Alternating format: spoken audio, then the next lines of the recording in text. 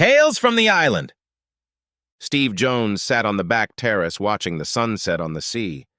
Perhaps they should have moved here years ago. The beauty and tranquility of this place was mesmerizing.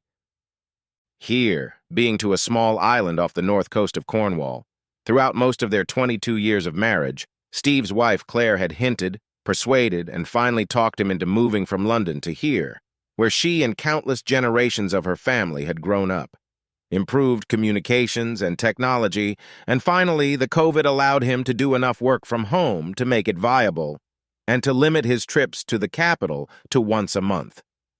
Claire, on the other hand, while living in London, returned to the island regularly to visit family and friends, and most importantly, to see her mother. They had bought a house from Claire's cousin 2 years ago, but only moved in 6 months ago. In the meantime, Claire had spent her visits renovating it, using it as a base once the major construction work was completed. The house overlooked the bay to the west and had a spectacular sunset, which Steve admired while sipping a cool beer. The property was an old farmhouse and there were still meadows and orchards nearby. It looked like a few new trees had been planted, no doubt part of the landscaping Claire had done last spring. The trees and orchards seemed to be typical of the whole island, and Steve wondered if they were intended as shelter from the strong sea breezes, or more likely to produce the cider so beloved of the locals. He had to admit it was a good move. Claire was right. It was a different pace of life amongst close quarters, many of whom were Claire's relatives. Claire was glad to be back home and seemed to know everyone on the island. Being an outsider, Steve sensed a certain coldness on the part of the locals, but he liked their direct mannerisms. The way everyone took to the task in a friendly manner was impressive, and he wondered if it had something to do with the independence needed for the small island community to survive. Steve had met Claire at university. Both were studying business, Claire specializing in marketing and Steve in new technology. They developed a strong relationship and married shortly after graduating from university, deciding to live in London for better work opportunities. Married for 22 years now, Steve still thinks Claire is beautiful. Her hair had gotten shorter over time, now tucked back and ending at the back of her head, and a golden hue had been added to the usual blonde color. He knew she was worried about the 4.5 pounds she'd put on over the years, but he liked that her figure had rounded out, her hips and bust more plump. Her eyes remained unchanged, gray-blue with yellow speckles in the iris. Unlike Steve, she never looked disheveled or dapper in sweatpants, maintaining a classic look. He had never seen his wife so happy, involved in island life and constantly involved in one committee or another. Her current project involved organizing a solstice festival. Their 2 daughters, Nicole and Michelle, were born just after the wedding, are now grown and off to study at Durham University. This was another factor that prompted Steve and Claire to make the move. Judging by their social media feeds, the girls were thoroughly enjoying university life, but Steve was sure they had time to do all the work they needed to do, although Nicole had a tendency to leave everything to the last minute. Steve was interested in the history of the island and enjoyed listening to old fishing stories in the local pub. There were several old books published that gave an insight into the history of the island. These were kept in the small schoolhouse which served as the library, as well as the village hall and venue for all social events. Steve looked through the attic of his house for the first time, thinking he might be able to find something more about the history of the place. There were mostly old beds, furniture, and toys. Digging around, he found an old box that held a handwritten manuscript called Tales from the Island. He made out the author's name, Melissa Taylor, and immediately discovered that it was his wife's last name. He sat down on a wicker stool and began leafing through. The handwriting was beautiful, a traditional font with swirls and strokes, and the content was a mixture of stories passed down from generation to generation and the author's experiences. Steve's attention, as he flipped through the pages, was drawn to the drawings of trees. His eyes ran over the content. Some was faded and hard to make out, but he could catch snippets. The tradition was founded in 1287. It was then, during the reign of the Plantagenets, that the law of the first night, also known as the jus primae noctis, law of the first night, was enforced. As part of the wedding license, the reigning lord had the right to spend the first night with any new bride within his lands. Steve could recall a similar reference in a movie about William Wallace starring Mel Gibson, but was sure it was a myth conveniently picked up by Hollywood to add some voyeurism and titillation to the movie plot. Steve continued reading. Seeing the suffering this caused the groom, and to prevent any attempt at murderous revenge, the women elders would spend one night with the groom. Over time, this evolved into one of the older women sleeping with the groom to ensure some parity for the couple. For 2.5 centuries, plague dominated English life, decimating the population. The island was not immune to the disease, and there were many deaths. After a severe epidemic in 1622, there were fears that the island's population was unsustainable, and serious consideration was given to abandoning the island. Sometime after this, rumors of a Fool's Day switch of partners surfaced. This was linked to efforts to repopulate the island, and widows were encouraged to seek partners among the younger men. With the outbreak of the Great War, almost all of the island's men enlisted in the PL's divisions of the British Army. Many young men did not return, so the island's tradition was changed to provide a surrogate partner before conscription for young unmarried men going off to war. This practice was resumed to a lesser extent during World War II. The text goes on to detail Melissa's own experiences in the 1950s. The arrival of non-locals and displacement of people undermined the tradition, but it still exists between some families. The elders insist that it is a tradition and that it has value. Married women who have raised children are offered surrogacy for a young man who has reached the age of 18. Men are relieved of all the worry and pressure of losing their virginity. They also receive guidance from an experienced woman and end up being better husbands in the future. Divorce is unheard of on the island. This tradition also reduced the chances of unwanted pregnancies during adolescence. For women, it was seen as part of community service with a hint of reward after years of hard work raising children. The tradition also reduced the impact of the empty nest and the likelihood of illicit relationships. Melissa went on to describe her own surrogacy for fine young gentlemen who had reached the age of 18, at which time she was 46. When her husband was busy with the business, a young man, Robert, worked on their small property planting trees as a sign of renewal as part of the festival. His reward was time in Melissa's marital bed. The text gives the impression that Melissa's husband knew but never spoke of this arrangement. She described Robert's development from a shy and awkward teenager to a man. The first time was quick and awkward, but Melissa kept him close, slowly making love. As the week went on, his abilities and confidence grew.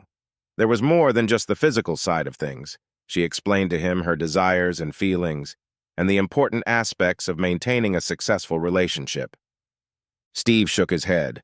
Wow, what an amazing story, and began to wonder how much of it was true. He could see some reason in the historical references, but it all seemed too far-fetched. It could have all been the author's imagination, or she could have used it to justify her novel. A few months later, Steve was deciding when he needed to get back into town for work. Claire had a long list of shopping she wanted him to do, so he decided it was best to add a day for that, and another to meet up with old friends. If he went after the festival, he could be back by next Saturday. Claire was thrilled, no doubt because of the fact that Steve would be around to help with preparations for the festival and that he had agreed to do her shopping. The festival day involved the whole island, with the focus during the day being on children's games and sports, with dancing and drinks planned for the adults in the evening.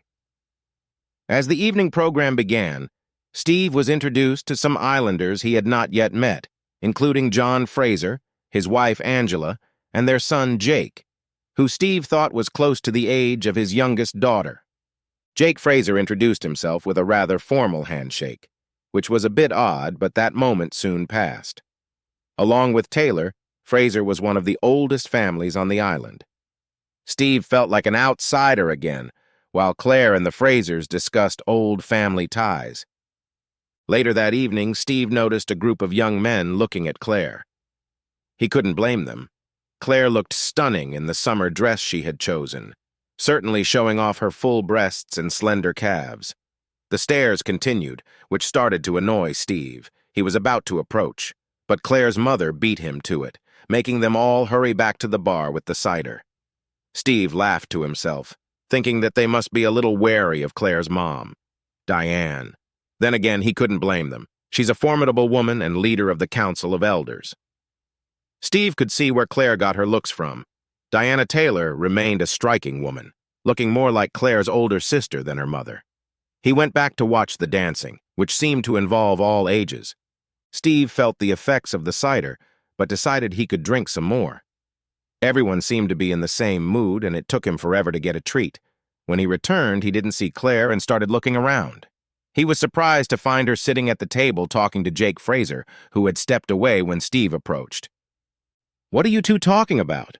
Steve asked. "Jake is interested in doing some landscaping work. I was asking about options and cost." "Do we have work to do?" "Yes, and there is a tradition of planting and renewing trees around the time of the festival, so that would be great."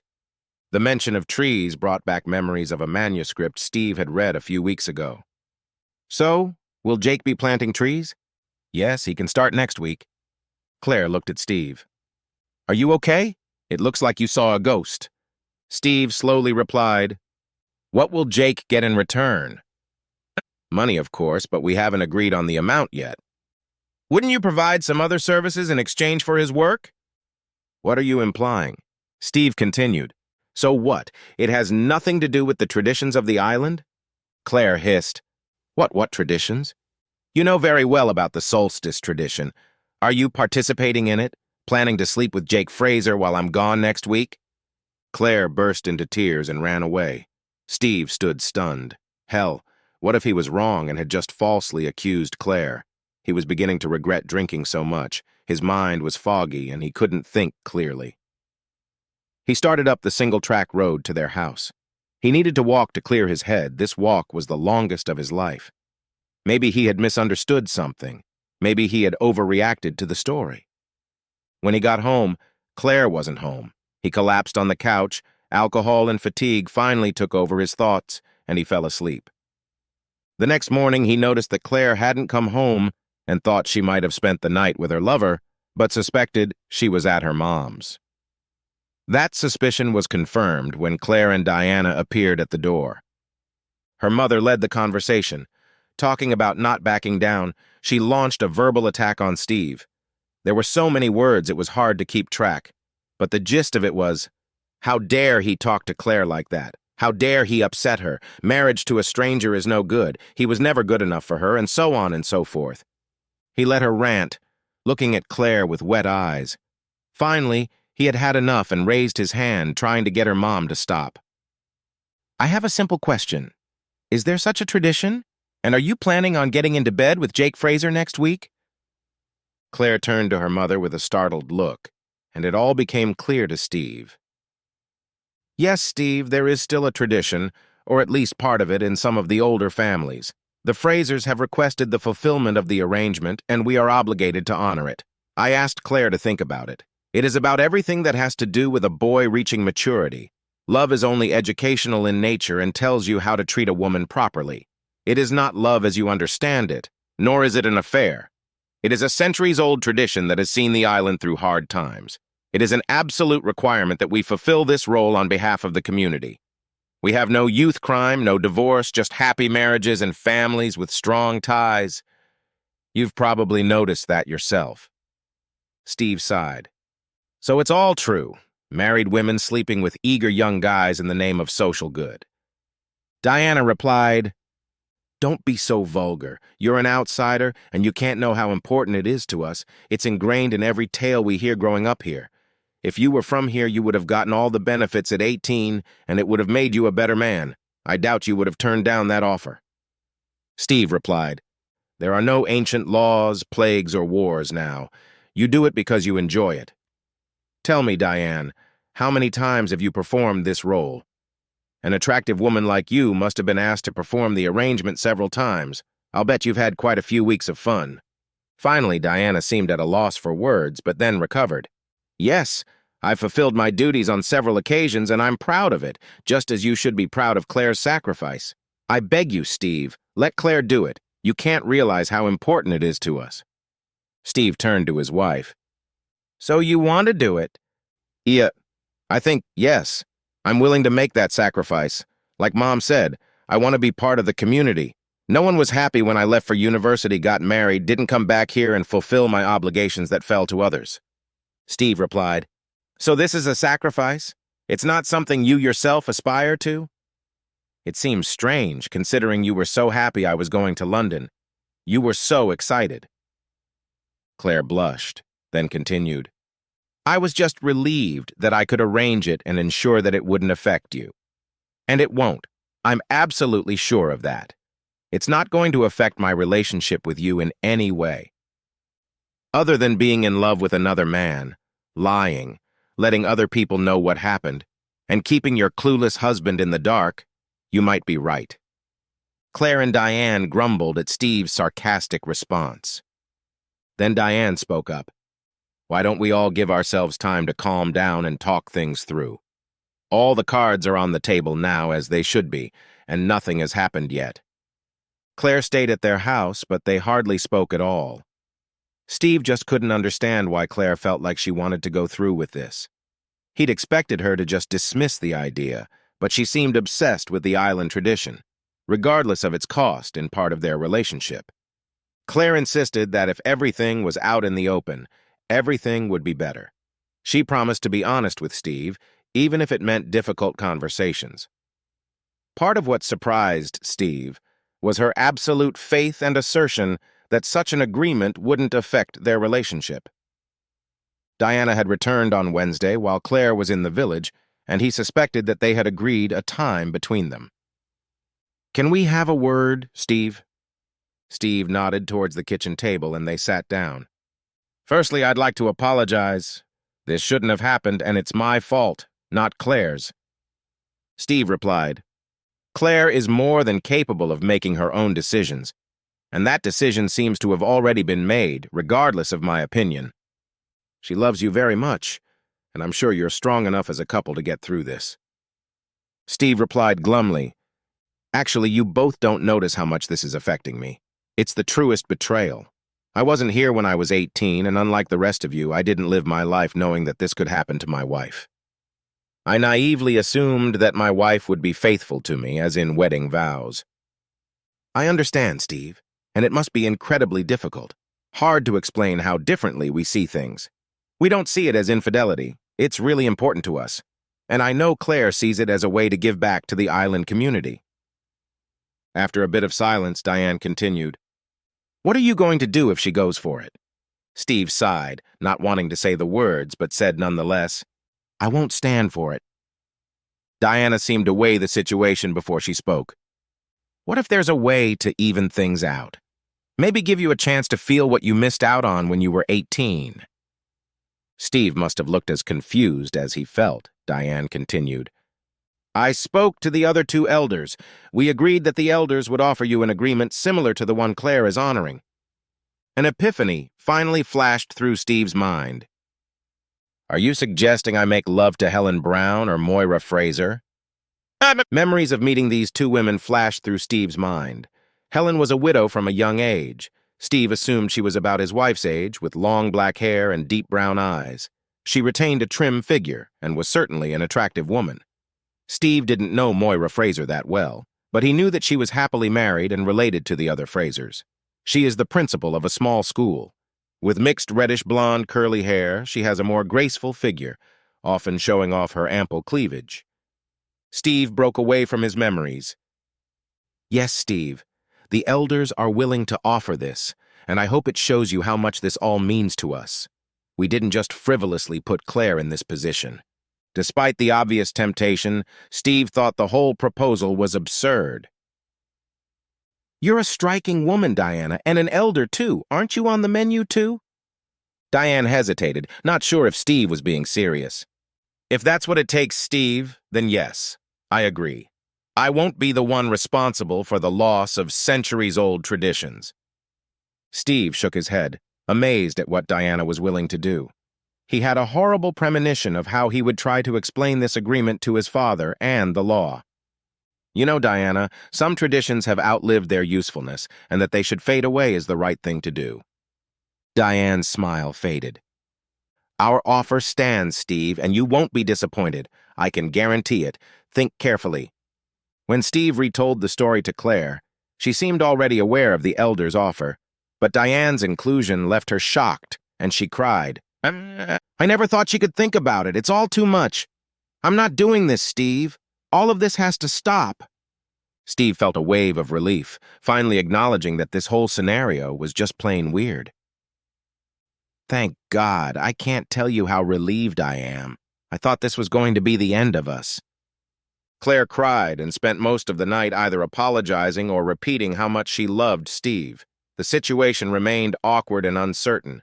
Steve was still struggling with Claire's previous intentions, and her look that agreement was reasonable.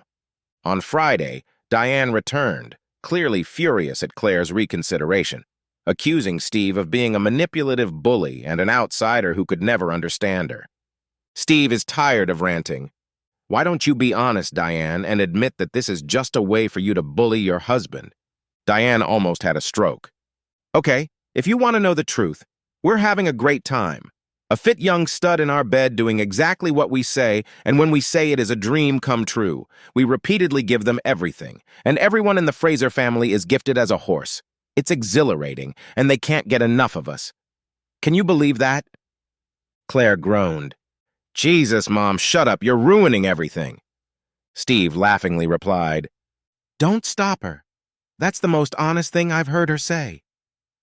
Diane wanted to say something else, but Claire stopped her, telling her to leave and not to come back until she agreed with her decision. Steve saw Claire confront Diane for the first time and couldn't tell who was more shocked when Diane ran out of the house. Over the next few weeks, the situation remained complicated. Claire constantly apologized for even considering the arrangement and for asking Steve to accept it. She was bound to the tradition by her mom and didn't think about the consequences. Steve was faced with the dilemma of traveling to the city for work. He couldn't put it off any longer, but the thought of leaving Claire on the island horrified him. Claire sensed his anxiety and insisted on going with him, taking time off work. The rift with his mom became even greater. They didn't speak, and Claire never mentioned the tradition again. After much thought and worry, Steve decided that he needed to trust Claire and go on the trip alone. Claire tried again to convince Steve that she could go with him, but he knew that she was in the middle of working on a major marketing proposal and needed time to prepare. Claire promised daily calls and frequent contact. Steve set off for London. The ferry, cab, train, and tube left him tired, and he collapsed on his hotel bed at 9 o'clock at night.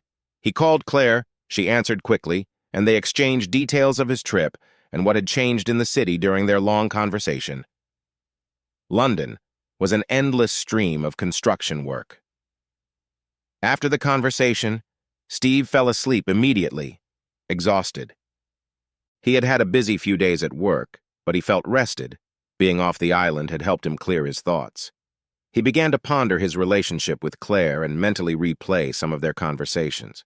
The man who had been so passionate about trying to have a relationship with a younger man seemed as far removed from the woman he had married as he was from the caring mother of his children. He felt that Diana had too much influence over her and was glad that they had quarreled. She had gone too far, and he hoped that would be the end of it. Still, he couldn't reconcile himself with Claire's actions and why she was so sure that this agreement wouldn't affect their relationship, and those thoughts continued to bother him. Suddenly remembering the trees planted on his property the previous spring, Steve froze. Claire had traveled to the island regularly throughout the previous year. A feeling of horror swept over him as he thought of who might have planted those trees. Perhaps she had fought so hard for it this time, because she needed to justify her previous actions. He called Claire and she answered quickly again. Steve began, "Doesn't Jake Fraser have an older brother?" There was a pause before Claire nonchalantly answered, "Yes, I think there is." "You just think, even though your families go way back?" There was a pause. "Yes, Steve. He has a brother called Glenn." Steve continued, "He's about 19? Again hesitation before she whispered quietly, "Yes." "And he was the one who planted the trees last year?" There was no answer. Steve continued, "And what did Glenn Fraser get for that?" Claire recovered from her thoughts. "Just money, Steve. Their family is the only one on the island that does landscaping. So you're not entertaining Jake Fraser right now as we speak? Claire sighed. No, Steve, I'm not. And you need to get over this jealousy thing. Before she could say anything else, Steve hung up. The calls from Claire came repeatedly, but Steve ignored them all. He needed time to think. Finally, on Friday morning, he answered the phone, much to Claire's surprise. Steve, thank God you answered. I was worried. Really? Steve replied. Of course I love you more than anything in the world. What time will you be back tomorrow? Do we need to talk about this? Steve replied in a calm tone that worried Claire. I'm not coming back. I'm going to stay here for a while. Claire panicked. Please don't do that. We need to sort all this out as soon as possible. Steve replied again in an eerily calm tone. Oh, that's true, but you didn't rush to London to do it, and you only called me in the afternoon. I understand your evenings have remained somewhat busy. Please, Steve, come home. I haven't done anything. It's just your paranoia. Just come home and we can sort this out. 5 days later, Steve was taking the ferry back to the island. When he reached home, Claire was already waiting for him along with Diane. Obviously, the news had been relayed to her. Claire tried to hug and kiss him, but Steve pulled her away from him. Claire began to sob. Diane looked furious. Why are you here, Diane? This is between me and Claire. Am I to understand correctly that you two never had a fight in the first place? Before Diana could answer, Claire began to explain. We actually had a fight, but when you didn't come home, I needed someone and you weren't here. Steve frowned. It's hard to believe my mother-in-law would make up with someone if she didn't get her way. Given her efforts to reach an agreement, I doubt she'd back down. I suppose you never fought, and this was all a cover-up? Claire's eyes widened. This is getting out of hand, Steve. I didn't do anything. Steve continued. So you both agreed to lie and cover it up because I wouldn't go for it? The argument continued, but went in circles. Steve was sure that Claire had cheated, but she denied it. Eventually, he retired to the spare room and left Claire and Diane alone. The next day, Steve decided to meet with his father-in-law, Bill Taylor, knowing that the conversation would be difficult. They had always gotten along well, and Bill began with a friendly handshake, saying he was expecting Steve. They talked about tradition and what Bill had learned. Bill realized that about 20 years ago, Diane had spent one night with John Fraser. He didn't like it, but it was similar to a night he had enjoyed immensely when he was 18. Steve spent some time carefully laying out Diane's confession of several weeks of dating, asking if it was possible. Bill was upset, but said he'd always had a suspicion that something else was going on, and his departure for commercial fishing provided ample opportunity. Steve asked Bill if he knew about his daughter's actions. Bill confirmed that Diane and Claire were inseparable, but were careful to keep the information from him. The week before Steve left for London, they had talked about having a plan in place. Claire sat at the kitchen table, unable to look at Steve. I can't believe my dad is going to divorce my mom and that we're the reason for it. Diane made her own bed. Your father would never agree to that level of deceit and lies. She still denies everything even now, though John Fraser has admitted the truth and he's not the only one. After a long silence, Claire whispered, I know, and that's why I think I have to tell you something. Steve didn't answer. I'm sorry, Steve, but I made a deal with Jake. The explosion Claire was expecting never happened. And last year with Glenn Fraser? Claire nodded silently. Steve couldn't think of what to say. Please, Steve, that shouldn't change us. We've had 22 fantastic years. How can you say that? It changes everything. I'm so sorry, Steve. I thought I had to fulfill a family obligation. Steve was seething with anger. What nonsense. You just wanted to sleep with another man. You did it and enjoyed it so much you did it again. It wasn't like that. It was a duty, an obligation. So you didn't enjoy it? Claire hesitated, knowing she was on very dangerous ground. It was ordinary, not like us, just love. It was a one-off. It won't happen again. Only it wasn't a one-off. You did it twice. You slept with both brothers when they were barely 18, which makes you nothing more than a cheater. Claire recoiled from Steve's verbal attack. He never used foul language in her presence. I'm not like that. I was upholding a tradition, part of educating young men on the path to manhood, that's all. They were very appreciative. Claire realized she had made another mistake, barely saying it. Steve chimed in. Oh, I bet they were so damn grateful. You say it was a one-time thing. But how many times did you do it before you educated them? Tell me how many times. If I'm 18 years old, I'm horny as hell. I want to give pleasure, and I've got a willing wench on hand for the evening and all night. It has to be at least 5 times a day, so maybe 35 times in a week. It's unlikely it was just one time. Claire couldn't deny it. Both Glenn and Jake were very eager to please and seemed to keep in constant touch. Very little training was required, although some patience was required at the beginning of the week.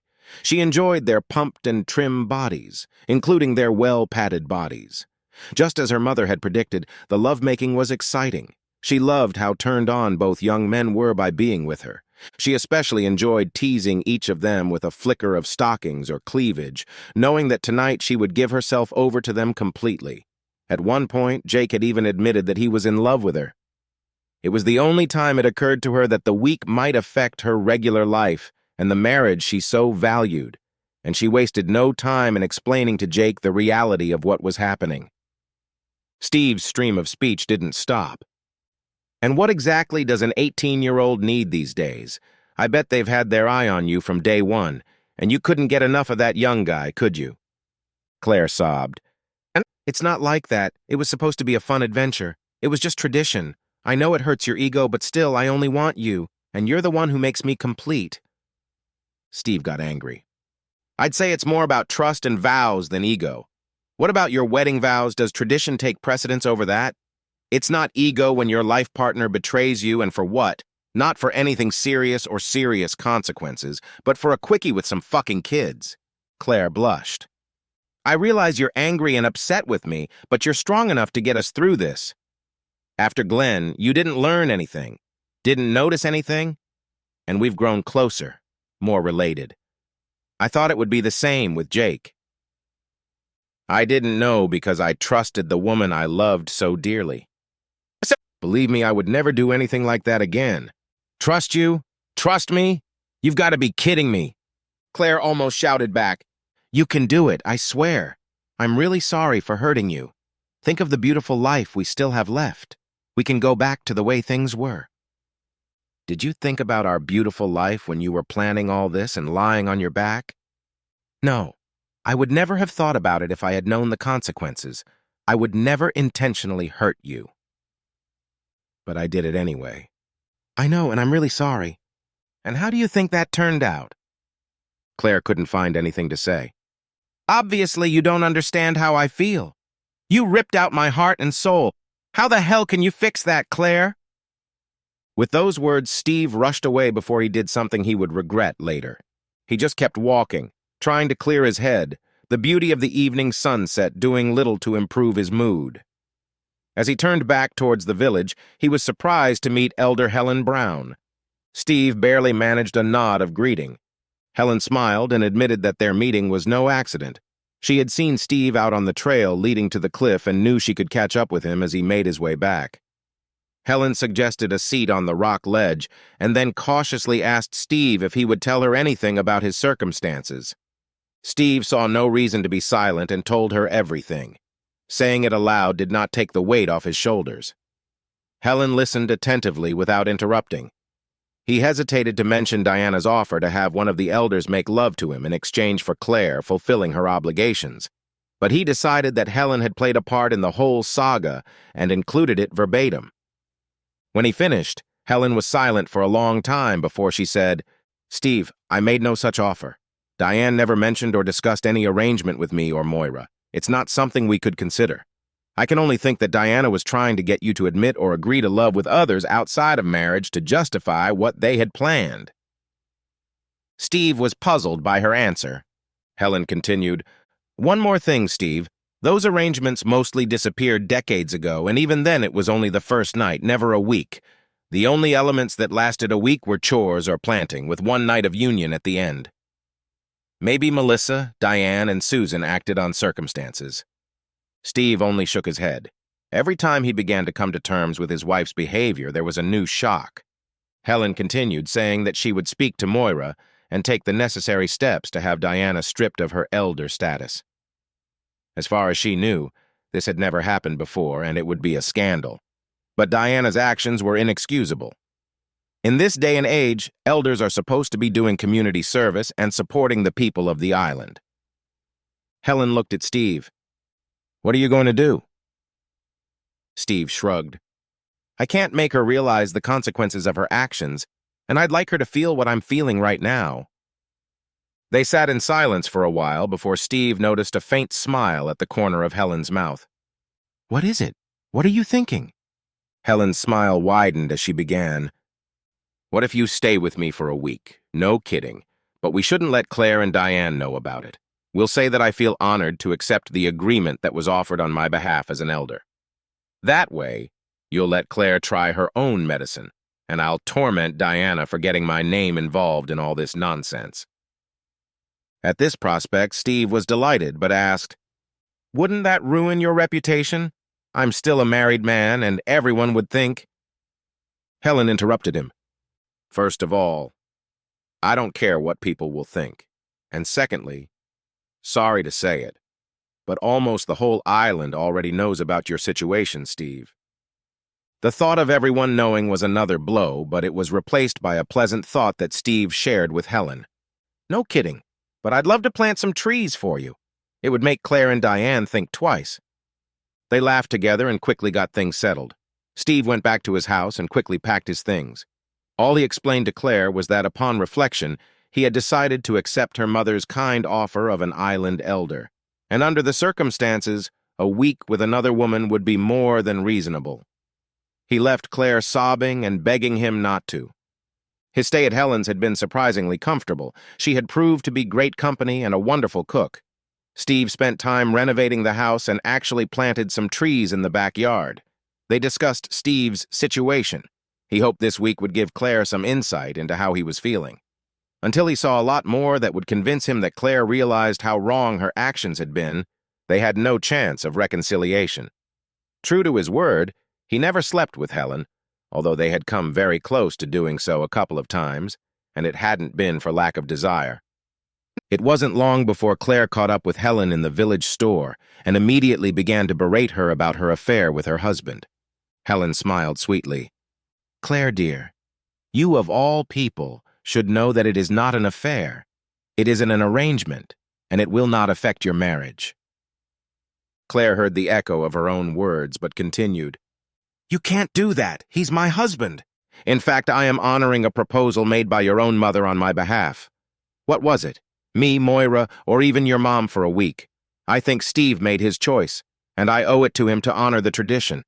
It could have been worse. He could have chosen Diane. I promise to bring him back safe and sound, although he may be a little worn out." Claire gasped. You cheater!" Helen calmly replied, "I would have thought that name more appropriate for one of us who slept with two 18-year-old boys behind her faithful husband's back." With those words, Helen promptly walked away, leaving Claire with her mouth hanging open and everyone in the village store staring at her. The next day, a furious and hysterical Claire made a dignified attempt to kick Helen's front door in until Steve opened it. "Please, Steve, I'm sorry, come home." "I'm just doing what you did. Why are you so upset because, like you said, it shouldn't concern us?" "I had no idea. It's just cruel. It's torturing me. I can't stop thinking about you with that fool." Steve replied, "Yeah, sounds familiar. Welcome to my world," and quickly slammed the door shut. Back at his house, Steve returned the following week and was greeted by a much more subdued Claire. Claire began, "I can't believe you did this to me, but I can forgive you if you can. I understand how you feel about all of this. You only think you do. You've still only experienced part of it, not the deceit and lies. Our whole time here is based on lies." Claire persisted, "We're still the same people, the same marriage. The same marriage that inspired you to jump into bed with other men, the marriage you destroyed, and I still can't understand why you did it. Am I really that annoying to you? It was never about you or boredom. If we can't go back, we can build something new. Let's look forward to all those retirement dreams. For the things we could have together, travel, grandchildren, we can still do all those things. We still love each other no matter what. It's not over, Steve. I will do anything to prove my love for you. Steve stayed in the house in the spare room, almost overcome with frightening thoughts of what the hell to do with his life if he left Claire. He couldn't decide which best described his prospects, failure or the abyss. Staying was easier, and he still loved her. Given the consequences, he doubted Claire's actions would be repeated. The island was idyllic, and he dreamed of traveling, spent years planning options and sharing those dreams with Claire. Did he really want to give it all up? Claire pondered how it had come to this. It was all so confusing. When her mom had offered a settlement, she had rejected the offer, but Diana had continued to hit on her for months. Then she saw Glenn Fraser at a dance. He was very handsome and delightfully respectful. She danced with him several times at social evenings, and they got along well. Diana told her about her own arrangements and how exciting those were. She spoke of it as a guilt-free romantic adventure and never viewed it as an affair. It was just a tradition. Even so, she realized that Steve didn't see it that way, so she kept it all hidden. If he never found out, it wouldn't hurt him. The week with Glenn was fantastic. He planted trees during the day and spent his evenings in her bed. He was very nervous, but he was very charming and so eager to please. By the end of the week, he had become a very competent lover, combining his size and physicality with great patience and technique. Claire, on the other hand, excelled in her role as an educator. The week had filled her with confidence. She felt she had rediscovered her sexuality that had faded over many years of motherhood. Was it tradition or just illicit love, as Steve had suggested? She had to admit it was both. But didn't she deserve a little pleasure after spending 22 years raising children and being a good wife? She was sure it hadn't hurt her relationship with Steve. Things had never been better. She loved him more than ever, and after that week they had made love more often. Jake was even more beautiful, and she couldn't escape the excitement at the thought of taking him into her bed. Steve had always been smart and revealed tradition, and Aunt Melissa's memoirs be damned for giving it all away. Claire and her mother tried to convince Steve to go along with it, but he wouldn't go for it. On reflection, her decision to go behind his back was the worst decision she had ever made. However, she was sure that when the pain subsided, she could get Steve back. She would just need to remind him of how good they were together and of their future aspirations. He would also want to stay together because of their daughters and future grandchildren, and that angle could help her case. To Steve's surprise, their daughters arrived on the island 2 days later. Nicole wasted no time in criticizing Steve for his horrible behavior toward her mother, pointing out that the idea of separation was ridiculous. Michelle seemed to linger, waiting for more information. Steve noticed the slight smile on Claire's face. Had he not noticed her manipulations and lies over the years? Apparently, she thought he would not tell his daughters anything about their mother's actions, as always protecting them first. All of Steve's doubts dissipated, but Claire was wrong, completely wrong. Steve raised his voice in a way his daughters could never recall. Your mother had been having affairs for 2 weeks with men. Boys. Younger than both of you, actually. She doesn't seem to understand that I would never accept such behavior. Claire immediately refuted this, saying that Steve had misunderstood the situation and that the men were just doing landscaping work. Steve had to admit that she was good, almost convincing even him. Both girls knew something was up, but what their father was suggesting was too far-fetched. Perhaps he was starting to get a little crazy. Steve might have agreed with the last thought, but suggested they invite Grandpa Bill or the elders to help them decide who was telling the truth. Claire fainted, or rather pretended to. It wasn't very convincing. All three only looked at her perplexed and waited for an equally poorly thought-out recovery. Steve looked at her contemptuously. I can never trust you again. It's over. There's no going back or forward with blinkers on. How will you feel when you look in the mirror and know you betrayed me? Nothing can erase that. And how will I feel looking in that same mirror if I accept that? We need each other, Steve. We've always depended on each other. It's made each of us stronger. I'm right for you, and deep down you still know it. Don't throw your life away to punish me. I can handle it, Claire, but I won't let you destroy me and build a new life. We all have to live with our choices and be true to ourselves. You have to live with the fact that you cheated, lied, and threw away what we had. I, on the other hand, will have to live with the fact that I left the woman I love. But you are not who I thought you were, not the good and kind person I fell in love with. I wish I could have her back, but not you. Next, Steve left the island with his daughters and decided to rent an apartment closer to their university. In turn, the girls were shocked by the behavior of their mother and grandmother. He never returned. His last act was to burn the trees in the orchard. Claire watched the orange blaze with tears in her eyes. Bill helped Steve sell the house as Claire did not have enough money to maintain it. Diana and Claire's divorce was a scandal and sealed the fate of the remnants of the tradition. Diana became the first to be removed as an elder. Both she and Claire became outcasts. No woman trusted or befriended them, but despite this, they resolutely continued to live on their island. A few months later, Helen Brown stepped down as an elder. The islanders noticed that she was dividing her time between being on and off the island. Eventually, she began to come only a couple weeks a year. When asked about this, she confirmed that she lived with her family somewhere near a place called Durham. The end.